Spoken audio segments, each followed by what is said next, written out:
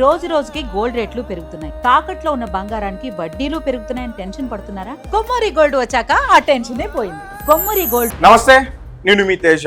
ఆంధ్రప్రదేశ్ అల్లూరి సీతారామరాజు జిల్లా చింతపల్లి మండలం మొండిగట్ట గ్రామ పంచాయతీ, అక్కడ అభినయ్ దర్శన్ అని ఒక ఫేక్ పాస్టర్ అక్కడ గిరిజనుల్ని మోసం చేసి వారి దగ్గర డబ్బులు గుంచుకుని తర్వాత తనపైనే తానే అటాక్ చేయించుకుని ఆ పాడేరు నియోజకవర్గానికి సంబంధించి ఒక ఎమ్మెల్యే అనుచరులు తనపైన అటాక్ చేశారని మీడియా వారికి చెప్పడం, దాని తర్వాత ఇది రాజకీయంగా నాపైన అటాక్ చేసింది కాదు, ఎవరో కావాలని మతపరంగా నాపైన అటాక్ చేశారు, వాళ్ళు అటాక్ చేసి నన్ను కొట్టేసి వెళ్తున్నప్పుడు నాకు సరిగ్గా వినిపించలేదు కానీ జై శ్రీరామ్ అని అన్నారు.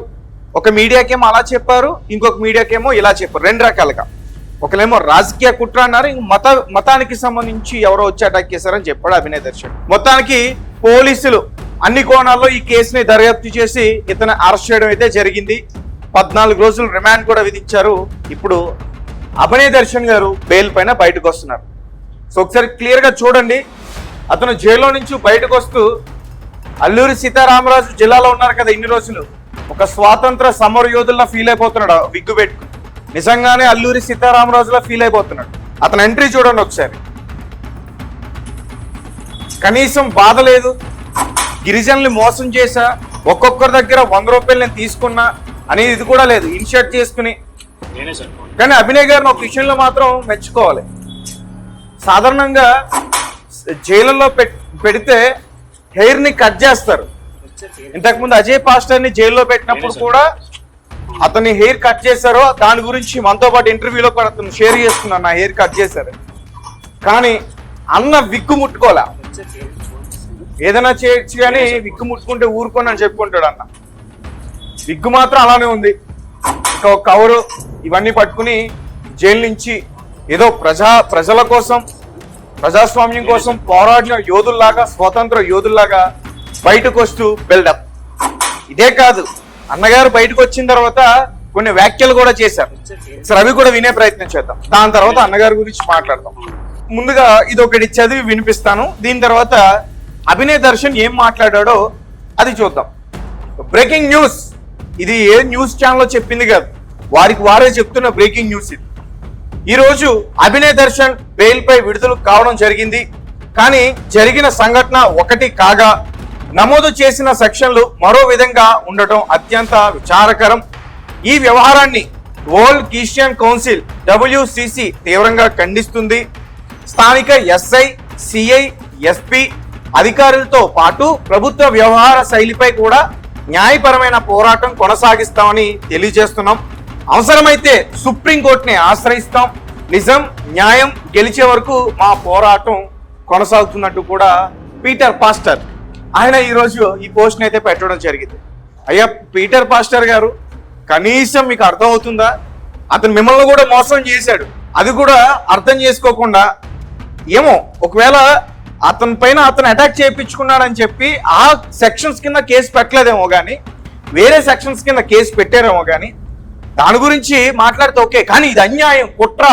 ఇతను అన్యాయం, కుట్ర ఎవరికి చేశాడు? గిరిజన ప్రజలకు చేశాడు, క్రైస్తవ సమాజాన్ని ఇతను అన్యాయం చేశాడు. సో అలాంటిది మీరే ఇతను తప్పుడు మనిషి అని ఇతని గురించి మీరే చెప్పి కొన్ని ఛానల్స్ చుట్టూ తిరిగి ఈరోజు మళ్ళీ ఇతని పైన కుట్రపూరితంగా కేసు పెట్టారని చెప్పి యూటర్న్ తీసుకుని మళ్ళీ ఈరోజు ఇలాంటి వీడియోల్ని చేయడం అయితే జరిగింది. ఇతను ఒక వీడియో కూడా పోస్ట్ చేశాడు, అందరికీ ప్రైజ్ ద లార్డ్ అంటూ కూడా స్టార్ట్ చేశాడు.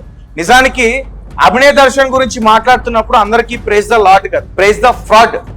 ఎందుకంటే అతను ఫ్రాడ్ చేశాడు కాబట్టి. ఇక అభినయ్ దర్శన్ ఏం మాట్లాడాడో ఒకసారి దాని గురించి వినేద్దాం.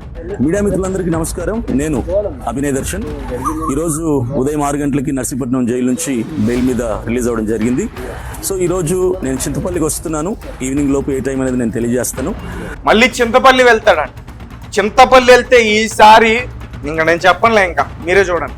సో చింతపల్లిలో ప్రెస్ మీట్ పెట్టాలని ఒక ఆలోచనతో ఉన్నాను. ఎందుకంటే ఈ కేసు మీద చాలామంది చాలా రకాలుగా మాట్లాడుతున్నారు, రూమర్స్ వస్తున్నాయి. కాబట్టి ఈ విషయాలన్నింటినీ కూడా నేను మీడియా మిత్రుల ద్వారా ప్రజలకి తెలియజేయాలన్నటువంటి ఆలోచనతో ప్రెస్ మీట్ ఏర్పాటు చేయాలన్న ఆలోచనలో ఉన్నాను. సో మీరందరూ కూడా సహకరిస్తారని, పార్టిసిపేట్ చేస్తారని నేను ప్రేమపూర్వకంగా ఆహ్వానిస్తున్నాను. ప్రేమపూర్వకంగా ఆహ్వానిస్తున్నాం. మీరందరూ పార్టిసిపేట్ చేయాలి.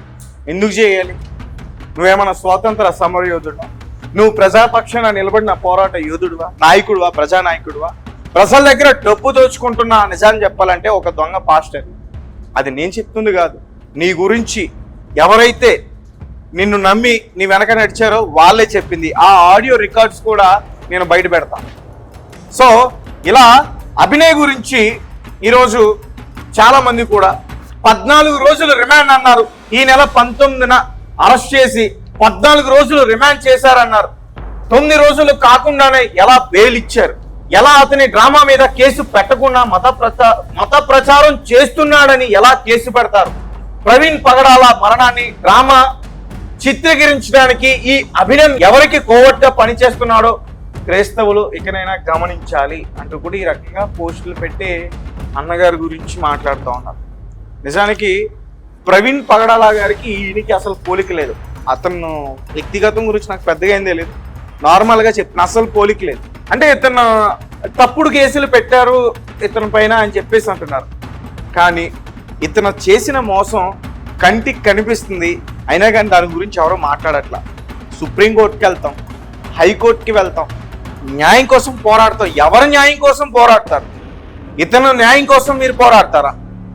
అమాయకమైన ఎవరైతే ఉన్నారో ఆ పాడేరు నియోజకవర్గంలో ఆ మున్నిగడ్డ గ్రామ పంచాయతీకి సంబంధించి ఆ ప్రజల్ని మోసం చేస్తే వాళ్ళ పక్షాన పోరాడకుండా పీటర్ పాస్టర్ లాంటి వారు ఇంకా కొంతమంది ఉన్నారు, వారందరూ కూడా వారి పక్షాన ఉండి పోరాడకుండా ఇతని గురించి పోరాడతారంట. అసలు మతానికి సంబంధించి, మత మార్పిడికి సంబంధించి కేసులు ఎలా పెడతారని చెప్పేసి ఇతని గురించి పోరాడతారంట. ఒకసారి నేను ఒక క్లిప్ చూపించిన, ఈ క్లిప్ చూసిన తర్వాత అయినా మీరు కనీసం మీరు ఏదైతే ఇప్పుడు అతని గురించి పోరాడాలి, న్యాయం గెలవాలని అనుకుంటున్నారో ఒక్కసారైనా మారితే నేను అనుకుంటా. ఇతను ఏం చేశాడో నేను చూపిస్తా. చూడండి, ఆ గిరిజన ప్రజలు ఎంత అమాయకులైతే ఈ విగ్గు భాషలు అక్కడ నడుస్తుంటే వారికి చీరలు పరిచి దాని మీద తీసుకెళ్తారు వాళ్ళు. మరి వాళ్ళని అతను మోసం చేశాడా లేదా? పైగా గిరిజన ప్రజలతోనే అటాక్ చేయించుకున్నాడు. 10,000 ఇస్తానని చెప్పి. అది క్రైమా కాదా? కావాలని మర్డర్ అటెంప్ట్ చేశారని చెప్తే సరే, ఇప్పుడేదో డ్రామా ఇతను చేశారని చెప్పేసి అంటున్నారు. నిజంగానే ఆ గిరిజనులు నా పైన మర్డర్ అటెంప్ట్ చేశారని ఇతను రివర్స్ అయితే వాళ్ళ పరిస్థితి ఏంటి? ఈరోజు వాళ్ళందరూ కూడా ముందుకు వచ్చి చెప్పడం వల్ల కదా ఈ కేసుకి సంబంధించిన డీటెయిల్స్ బయటపడ్డాయి. అలాంటి గిరిజన ప్రజలకి సపోర్ట్ చేయకుండా ఈ ఫ్రాడ్ పాస్టర్ కి మీరు సపోర్ట్ చేస్తా ఉంటారు. ఇతనేమో స్వాతంత్ర సమర యోధుల్లాగా నేను ప్రెస్ మీట్ పెడతా అంటాడు. బెయిల్ వచ్చింది, ఆ బెయిల్ ఎందుకు వచ్చింది, ఎలా వచ్చింది అనే దాని గురించి కూడా మనం మాట్లాడతాం. చూసారు కదా ఇతను చాస్ట్ లో. ఇంకో క్లిప్ లో అయితే పాపం వాళ్ళు కాళ్ళు అడుగుతున్నారు ఇతని గురించి పూర్తిగా తెలియక. మతానికి సంబంధించి అభినయ దర్శన్ ఏం మాట్లాడలేదు అన్నారు కదా, ఇది చూడండి. అరవటానికి ఆ మనిషి ఏమైపోయాడు? Pawan Kalyan where is he? ఏమైపోయాడు? ఆవుకున్న విలువ మనిషికి లేదు సార్. అది క్రైస్తవుడి స్థితి. ఆవుకున్న విలువ క్రైస్తవుడికి లేదు. అది మన బతుకు. ఇలాంటి వ్యక్తి కోసం పవన్ కళ్యాణ్ కెమెరా పోరాడతారంట. అసలు కొంచెమైనా ఉండాలి. ఇక ఈ కేసు విషయానికి వస్తే సర్పంచ్ హరిబాబు అనే వ్యక్తి వీళ్ళపైన, ఈ ముఠా పైన కేసు పెట్టడం అయితే జరిగింది. మొండిగట్ట గ్రామ పంచాయతీకి సంబంధించి అభినయ్ దర్శన్, కిరణ్ జార్జ్, భాను ప్రసాద్, సుదర్శన్, బెన్హర్. నేను మొన్న చెప్పాను కదా బెన్నీ అని, ఇతను నిజంగానే ఒక ఆర్టిస్ట్, అక్కడ కూడా బాగా పెర్ఫామ్ చేశాడు. సో వీళ్ళందరిపైన వీరు కేసులు పెట్టడం జరిగింది. ఎందుకు పెట్టారో కూడా నేను క్లియర్గా చెప్తాను. 19వ తారీఖు 5వ నెల 2026కి ముందు సుమారు 9:30 గంటలకు నీరుతోటపాలె గ్రామం, మొండిగడ్డ పంచాయతీ, జీకే వీధి మండలం మరియు 19వ తారీఖు 5వ నెల 2026 9:30 గంటలకు నివేదించబడినది. ఇందులో ఫిర్యాదుదారుడు గాబులంగి హరిబాబు, వారి తండ్రి గారు రామారావు 42 సంవత్సరాలు, ఎస్టీ భగత కులాల వారీగా సర్పంచ్ మొండిగట్ట పంచాయతీ, మొండిగట్ట గ్రామం, జీకే వీధి మండలం, ఏఎస్ఆర్ జిల్లా, అల్లూరి సీతారామరాజు జిల్లా. ఏఎస్ఆర్ అంటే పిహెచ్, అక్కడికి సంబంధించి. పిఎస్కి వచ్చిన తాను మొండిగట్ట గ్రామ సర్పంచ్ అని ఒక నివేదిక సమర్పించాడు. కుటుంబంతో కలిసి మొండిగట్ట గ్రామంలో నివాసిస్తున్నాడు. గత 10 రోజులుగా మా పంచాయతీ పరిధిలోని నీరుతోటపాల గ్రామంలో దారా అభినయ్ దర్శన్, కిరణ్ జార్జ్, భాను ప్రసాద్, సుదర్శన్ బెన్హర్ మరియు మరికొందరు కొత్త వ్యక్తులు చర్చిలో డబ్బులు వసూలు చేస్తూ చుట్టుపక్కల గ్రామాలైన కొండపల్లి, కొత్తవాడ మరియు గుడివాడలో ప్రచారం చేస్తూ గ్రామ సమస్యలపైన రచ్చగొట్టే వ్యాఖ్యలు చేస్తూ ప్రజలలో విద్వేషాలు రేపుతూ మా మొండిగట్ట గ్రామానికి వచ్చారు. వారు క్రైస్తవ మతం గురించి గొప్పగా మాట్లాడుతూ ఇతర మతాల గురించి చెడుగా ప్రస్తావిస్తూ మత విశ్వాసాలపై జోకులు వేస్తున్నారు. వారు ఇతర మతాల దేవుళ్లను వ్యంగ్యంగా అవమానిస్తూ పుకార్లు వ్యాపింపజేస్తూ మతాల మధ్య విద్వేషాలను రెచ్చగొట్టి ఉద్రిక్తలను ప్రజా అశాంతికి దారితీస్తున్నారు. అంతేకాకుండా మీరు క్రైస్తవ మతంలోకి మారకపోతే భవిష్యత్తులో అనేక సమస్యలు ఎదుర్కొంటారని ప్రజలను భయభ్రాంతులకు గురి చేస్తున్నారు. వారు తమ వ్యక్తిగత ప్రయోజనాల కోసం మరియు మత ప్రచారం కోసం క్రైస్తవ మతం పేరుతో గ్రామస్తుల నుండి డబ్బులు వసూలు చేస్తున్నారు. ఈ వ్యక్తుల యొక్క కార్యకలాపాల కారణంగా 18/5/2026 మధ్యాహ్నం సుమారు 3 గంటల నుండి 4 గంటల మధ్య మా నీరుతోట గ్రామంలో కొన్ని ఉద్రిక్త పరిస్థితులు కూడా తలెత్తాయి. వారి చర్యలు ఈ పంచాయతీ మరియు గ్రామాలలో ప్రజా అశాంతికి, మత సామరస్యానికి భంగం కలిగించే అవకాశం ఉంది. కాబట్టి అందువల్ల ఫిర్యాదుదారుడు అవసరమైన చర్యలు తీసుకోవాలని అభ్యర్థించారు. ఇది అభినయ్ దర్శన్ పైన పెట్టిన కేసు. ఇది ఇప్పటి వరకు డ్రామా చేశాడు, తనపైన తనే అటాక్ చేపించేసుకున్నాడు. అందుకు కాదు అతను అరెస్ట్ చేసింది.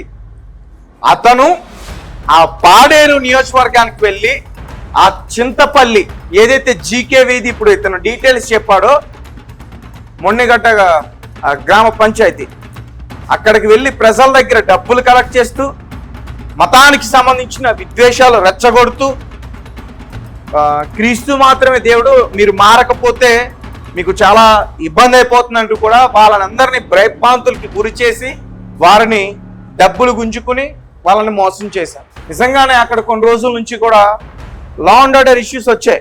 అక్కడ అందరూ కూడా ఒకే మతానికి సంబంధించిన వారు ఉన్నారు, గిరిజనులు కూడా, వారి వారి నమ్మకం.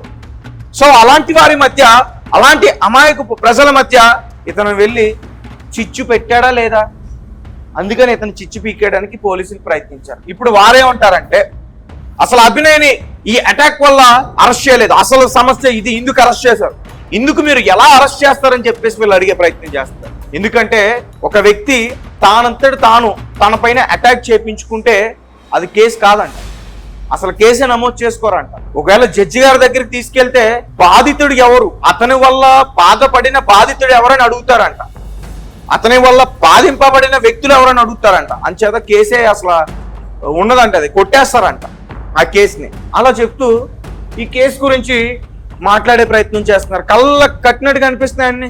ఆ గిరిజనుల్ని ఎలా మోసం చేశాడు, వారితో కాళ్ళు కనిపించుకోవాలా. ఇప్పుడు ఈ కేసు పెట్టిన వ్యక్తి ఎవరు, ఒక గిరిజన పెట్టా ఈ కేసు పెట్టింది. సరే, ఇతను అటాక్ చేయించుకున్న ఆ వ్యక్తులు ఎవరు, వాళ్ళందరూ కూడా బయటకు వచ్చి ఎందుకు మాట్లాడారు, వారందరూ గిరిజనులు కదా, వసంత్ కుమార్ అనే వ్యక్తి గిరిజనుడు కాదా. ఇలా ఈ కేసునంతా కూడా పక్కదావు పట్టించి అభినయ్ అనేటోడు మంచోడు ఆ విషయాన్ని చెప్పే ప్రయత్నం చేస్తూ ఇప్పుడు ఎవరైతే దీని గురించి మాట్లాడుతున్నారో వీళ్ళందరూ కూడా మతానికి సంబంధించి ఇష్యూస్ని రేస్ చేయడానికి ఇప్పుడు వారు మాట్లాడుతున్నారు. ఈ కేసు పోలీసులు అత్యంత వేగవంతంగా దర్యాప్తు చేసి ఈ కేసును క్లోజ్ చేశారు. అతను ఒక మూర్ఖుడు, అతను ఒక ఫ్రాడ్ అని చెప్పేసి తేల్చేశారు, అరెస్ట్ చేశారు. తర్వాత సెక్షన్స్ బట్టి అతనికి బెయిల్ వస్తుందా రాదనేది తర్వాత విషయం. ఓకే, నిజంగానే బెయిల్ వచ్చింది, బెయిల్ వచ్చిన తర్వాత బయట అతని ఇష్టం, అతనికి కావాల్సిన వారు అతనితో ఉంటారు, లేని వారు ఉండరు. కానీ అసలు ఆ విషయాన్ని పక్కన పెట్టేసి ఇలా ఎలా కేసు పెడతారు, మేము ఎస్పీ అంతు తేలుస్తాం, ఎస్ఐ అంతు తేలుస్తాం, నేను చూపిస్తా క్లియర్గా మీకు. ఈరోజు మ్యాట్ ట్రైన్ టైప్ చేసి పోస్టులు పెడుతున్నారు, క్లియర్గా చూపిస్తాను చూడండి. స్థానిక ఎస్ఐ సిఐ ఎస్పీ అధికారులతో పాటు ప్రభుత్వ వ్యవహార శైలిపై కూడా న్యాయపరమైన పోరాటం కొనసాగిస్తామని తెలియజేస్తున్నాం. దేనికి న్యాయం కోసం, ఎవరి న్యాయం కోసం? అవసరమైతే సుప్రీంకోర్టుని ఆశ్రయిస్తాం. వీడికి సరిగ్గా శిక్ష వేయండి బాబు అంటూ కూడా సుప్రీంకోర్టుని ఆశ్రయిస్తే బెటర్. ఇలాంటి ఫేక్ పాస్టర్లకి సరైన శిక్ష వేయండి, మోసం చేసేస్తున్నారు అమాయకమైన క్రైస్తవ సమాజాన్ని అంటూ కూడా ఎవరైనా ముందుకొచ్చి ఇలాంటి వ్యక్తులకి సుప్రీంకోర్టులో శిక్షలు పడాలని చెప్పి ముందుకొస్తే బాగుండు. కానీ అతను చేసిన విషయం క్లియర్గా ఎవిడెన్స్తో పట్టుకున్నారు పోలీసులు, అయినా కానీ అతనికి మద్దతునిస్తున్నారు చాలా మంది. ఇక మరి ఆయన కాసేపట్లో ప్రెస్ మీట్ పెడుతున్నారంట. ప్రెస్ మీట్లో మరి స్వాతంత్ర సమర యోధుడు ఏం మాట్లాడతాడో మనం వినాలి. అభినయ్ కుట్ర కావాలని చెప్పించారు, బలవంతంగా చెప్పించేశారు అభినయ్తో, అభినయ్ దర్శనంతో కుట్ర అని వాళ్ళే చెప్పించారు అంటూ కూడా చాలా మంది మాట్లాడుతున్నారు. మేము ఆ రోజు కూడా క్లియర్గా మాకు వచ్చినప్పుడు వీడియోస్లో మేము క్లియర్గా మీకు చూపించాం. ఇదంతా కూడా డ్రామాటిక్గా ఉంది, అంతా కూడా సీక్వెన్స్లో వస్తున్నాయి. దాడి చేసిన దగ్గర నుంచి హాస్పిటల్కి తీసుకెళ్ళినంత వరకు కూడా ఒక స్క్రిప్ట్ని ఒక ఫిల్మ్ డైరెక్టర్ ఏ రకంగా అయితే రాసుకుంటాడో సేమ్ యాజ్ ఇట్ ఈస్ అలానే ఉంది. ఒకసారి నేను మళ్ళీ క్లియర్గా మీకు చెప్పే ప్రయత్నం చేస్తాను. ఇది పక్కా డ్రామా, ఇది కుట్ర కాదు డ్రామా అని నిరూపించడానికి అందరికీ తెరూపించడానికి మళ్ళీ అందరికీ తెరుచుకుని అనుకున్నాం, కానీ కొంతమందికి తెరుచుకోవాలా. ఈ వీడియో చూడండి. ఈ వీడియోలో వైట్ షర్ట్ వేసుకున్న అబ్బాయి బ్లూ కలర్ ప్యాంట్ వేసుకున్నాడు, వైట్ టీ షర్ట్ వేసుకున్న అబ్బాయి అభినయ్ గారికి వాటర్ పట్టిస్తున్నాడు. అటాక్ చేసి వాళ్ళు వెళ్ళిపోయిన తర్వాత అతన్ని కాపాడడానికి ఇంకా చాలా మంది వచ్చారు, వాటర్ పట్టిస్తున్నారు. అప్పుడు ఈ పక్కన చూడండి, ఈ బ్లూ ప్యాంట్ వైట్ షర్ట్ వేసుకున్న అబ్బాయి, అప్పటికి చాలా మంది గిరిజనులు అక్కడికి వచ్చారు కాపాడడానికి. అప్పటికి అతను బానే ఉన్నాడు. ఇప్పుడు ఈ వీడియో చూడండి. ఆటో ఆటో ఆటో ఆటో ఏమన్నా వచ్చిందా చెప్పారమ్మా? నలుగురు ఆరుగురు వచ్చారన్నా, 4-6 వచ్చారన్నా. 4కి 6కి 2 తేడా. ఇప్పుడు చూడండి, పాపం ఇక్కడే దొరికేశారు వాళ్ళు, అంతా బాగానే చేశారు. 4-6 వచ్చారన్నా. అందరూ జనం వచ్చేసరికి అభినయ్ గారిని సేవ్ చేసిన పర్సన్ కూడా పడిపోయి ఉంటాడు.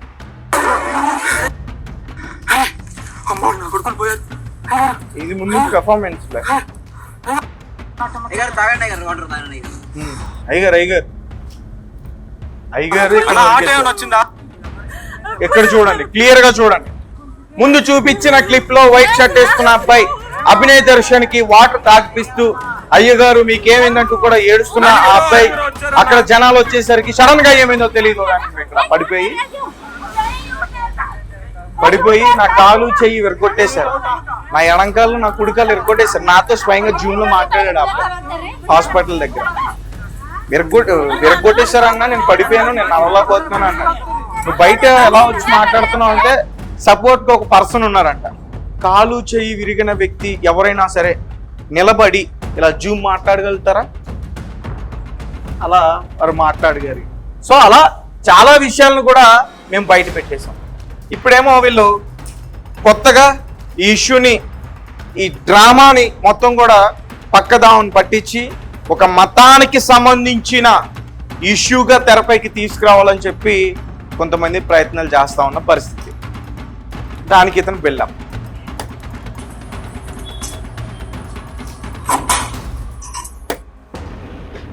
సో గైస్, మీ కమెంట్స్ ఏంటి, మీరేం చెప్తారు?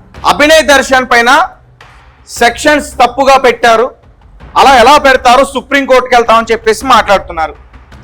నేనేమంటున్నానంటే అభినయ్ దర్శన్ అనే వ్యక్తికి ఇంకా ఏ సెక్షన్లో పెట్టి లోపల పెట్టాలి, ఇతని వల్ల వేరే వాళ్ళు మోసపోకుండా అనేది నేను అడుగుతున్నా. మీ కమెంట్స్ రూపంలో